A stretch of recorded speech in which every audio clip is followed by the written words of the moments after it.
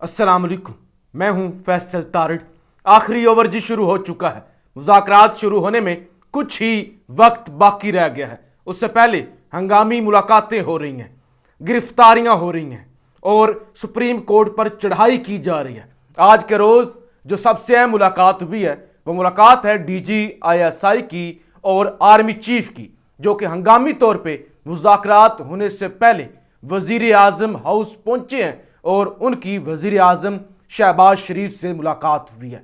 आज जिस तरह से सुप्रीम कोर्ट ने सरप्राइज दिया, पहले तो रूल एंड प्रोसीजर केस के अंदर सुप्रीम कोर्ट ने बड़ा वाज़ा कर दिया कि आपको हमारा हुक्म मानना पड़ेगा, कोई भी हमारे खिलाफ नहीं जा सकता, कोई हमारे कवानीन के अंदर तब्दीली नहीं कर सकता, हम रियासत का तीसरा सतून है और हमारे फैसले पर अमल दरामद होगा, सबको मानना पड़ेगा, हम बेंच का इंतखाब करेंगे, हम सो मोटो का इंतखाब और फैसला करेंगे। उसके बाद फिर सुप्रीम कोर्ट के रजिस्ट्रार ने खत लिखा राजा परवेज अशरफ को और कौमी असम्बली के 5 इजलासों का रिकॉर्ड मांग लिया।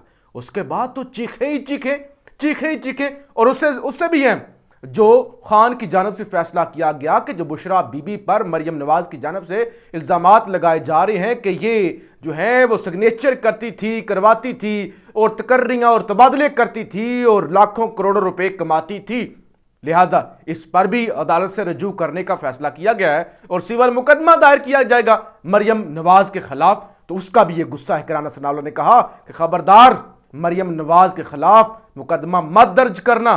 पहले बुशरा बीबी अदालत में आए और अपने शोहर के बारे में, अपने खामद के बारे में जो उन्होंने चोरियां की हैं, अदालत के अंदर आके उनकी सफाई पेश करे।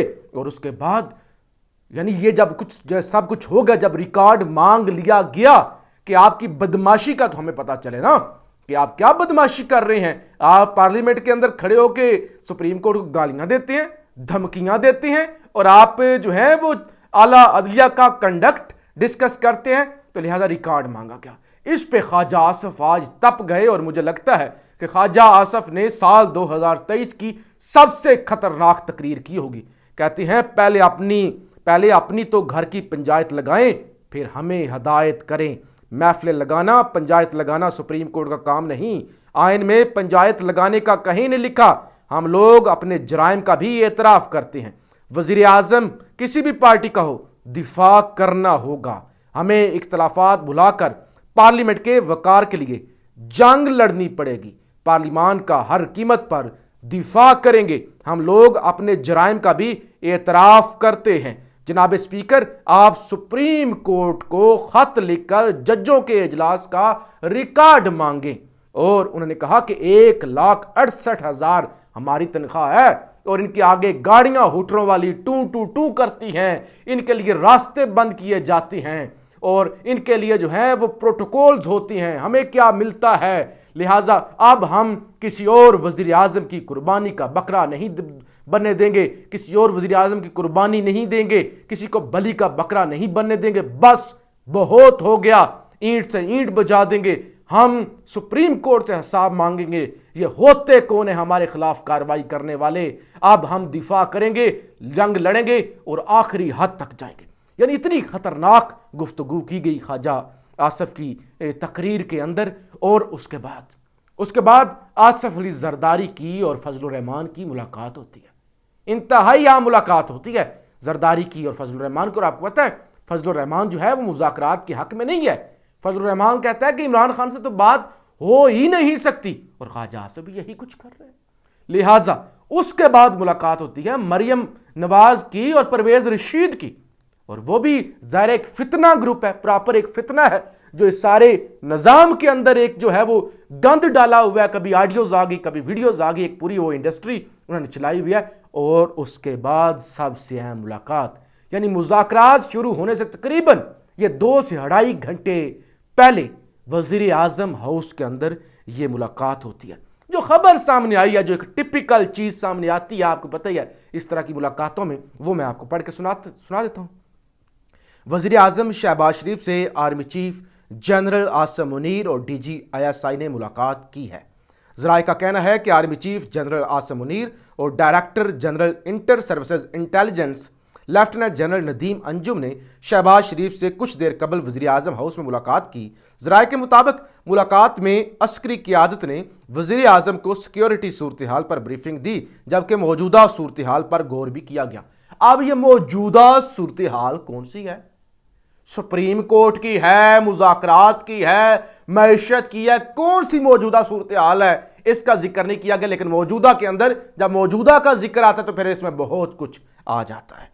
ذرائع نے بتایا کہ آرمی چیف اور D G I S I نے شہباز شریف کو سرحدی صورتحال سمیت دہشت گردی کے خلاف اقدامات سے آگاہ کیا۔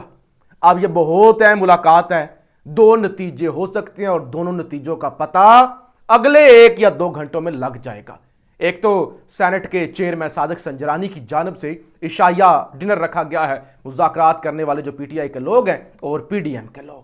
اس کے بعد 9 بجے مذاکرات، اب سے کچھ دیر بعد یہ مذاکرات جناب شروع ہو جائیں گے، اور ان مذاکرات کا جو نتیجہ نکلے گا، یعنی اگر کوئی اتفاق ہوا تو پھر آپ یہ سمجھ جائیے گا کہ جو آج وزیر اعظم کے اندر ہاؤس کے اندر ملاقات ہوئی ہے آئی ایس آئی کے چیف کی اور آرمی چیف کی، تو انہوں نے کہا ہے کہ آپ بندے کے پتر بن جائیں، ملک کو اس کرائسس سے نکالیں، آگے بڑھیں، یہ ڈرامہ ختم کریں آئین کے مطابق، جو کہ کہا بھی تھا عاصم منیر صاحب نے اپنی تقریر میں کہ آئین کے مطابق ملک چلے گا، آئین سپریم ہے اور عوام جو ہے وہ اصل طاقت ہے، اور عوام تو الیکشن مانگ رہی ہے۔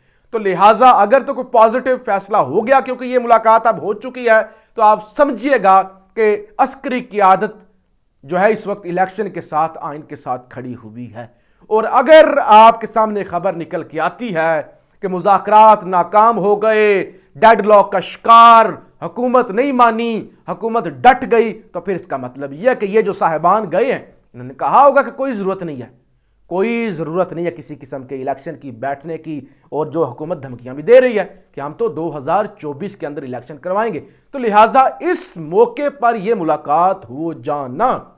اب اگر اس ملاقات کا میں بھی تھوڑا سا ہم فرض کر لیتے ہیں کہ موجودہ صورتحال میں یہ سیاسی صورتحال نہیں ہے، یہ مذاکرات کی صورتحال نہیں ہے، اس حوالے سے اگر یہ ملاقات نہیں بھی ہوئی، اس وقت یہ جو ملاقات ہو چکی ہے اور جو مذاکرات کا نتیجہ ہوگا، ان کا آپس میں گہرا ربط ہے، گہرا تعلق ہے کہ یہ جناب کیا صورتحال ہے۔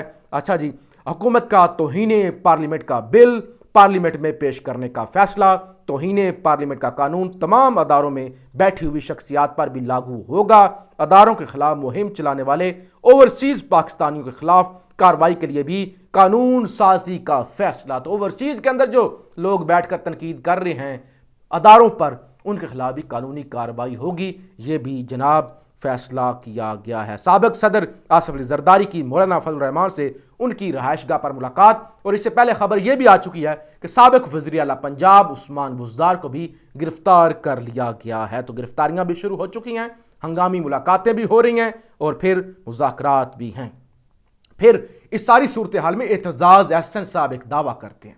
اعتزاز احسن کہتے ہیں کہ 24 گھنٹے سپریم کورٹ کے ہر جج کی کال ریکارڈ کر کے مسلم لیگ نون کو دی جا رہی ہے۔ کر کوئی اور رہا ہے، دی جا رہی ہے۔ کرنے والا کوئی کون ہے، کوئی اور ہے، اور وہ کون ہے وہ آپ سب کو پتا ہے کہ وہ کون ہے، دی جا رہی ہے۔ اور ججز کے علاوہ ججز کی فیملی کے 50 قریبی لوگوں کی بھی کالز بلیک میلنگ کے لیے ریکارڈ کی جا رہی ہے۔ بیرسٹر اعتزاز احسن کہ ایک تو ججز کی ڈائریکٹ، پھر ان کے جو قریب ترین 50 فیملی ممبر ہیں، کوئی چاچا، کوئی بھتیجا، کوئی رشتہ دار، کوئی دوست، ان کی بھی کالز ریکارڈ کی جا رہی ہیں۔ یہ اعتزاز احسن صاحب کی جانب سے کہہ دیا گیا ہے۔ وزیر داخلہ اچھا جی، مسلسل الزامات لگانے پر بشرا بی بی کا مریم نواز کو قانونی نوٹس بھیجنے کا فیصلہ، فوجداری مقدمہ درج کرایا جائے گا۔ وزیر داخلہ رانا ثناءاللہ کا فواد چودھری کے بیان پر رد عمل، قوم کو ماموں بنانے والے سپریم کورٹ کے مامے نہ بنیں، مریم نواز کو نوٹس نہ بھیجیں، بشرا بی بی عدالت میں پیش ہو کر کرپشن کا جواب دیں، جہاں خامد منہ پر بالٹی پہن کر جاتا ہے، بشرا بی بی خامد کو منہ پر بالٹی ڈال کر عدالت لے کر جائیں۔ یہ ٹرک چھپاؤ یا پنچاؤ تحریک کے پریس کانفرنس تھی۔ اچھا جی، الیکشن کمیشن وکلاء، صحافیوں اور سیاسی مخالفین پر گند اچھالنا، گالی دینا، دھمکانا عمران خان کا وتیرہ ہے۔ جو خلاف بات کرے وہ وکلا پہ پے رول پہ ہیں اور صحافی لفافے ہیں، الیکشن بکاؤ ہے، جو غلامی نہ کرے وہ مسلم لیگ نون کے ہیں، پے رول پہ ہیں، جو صحافی حق کی بات کرے وہ لفافہ ہیں۔ یہ رانا ثناء اللہ کی جانب سے جناب گفتگو کی گئی ہے اور اداروں کے خلاف مہم چلانے پر اوورسیز کے خلاف بھی اب کارروائی کرنے کا فیصلہ کر لیا گیا ہے اور توہین پارلیمنٹ بل لانے کا بھی فیصلہ کر لیا گیا ہے، اور اس وقت سپریم کورٹ پر بڑھ چڑھ کے یہ جو سیسیلین مافیا ہے، یہ جو گاڈ فادر ہیں، یہ تنقید کر رہے ہیں۔ تو لہٰذا اب ملاقاتیں بھی ہو چکی ہیں، پی ڈی ایم کی ملاقاتیں بھی ہو رہی ہیں، عسکری قیادت کی ملاقاتیں بھی ہو رہی ہیں، اور پھر مذاکرات کی صورت میں بڑی ملاقات بھی ہونے جا رہی ہے، گرفتاریاں بھی ہو رہی ہیں۔ اب اگلے 2 سے 3 گھنٹوں میں یہ جو وزیر اعظم ہاؤس کے اندر ملاقات ہوئی ہے، ان کے کیا ارادے تھے وہ بڑے واضح ہو جائیں گے، اور قوم کو پھر بڑی امید ہے کہ ہمارے جو عسکری حکام ہیں قوم کے ساتھ کھڑے ہوئے ہیں، لیکن لگ پتہ جائے گا۔ آپ رائے کا اظہار ضرور کیجیے گا۔ پاکستان زندہ باد۔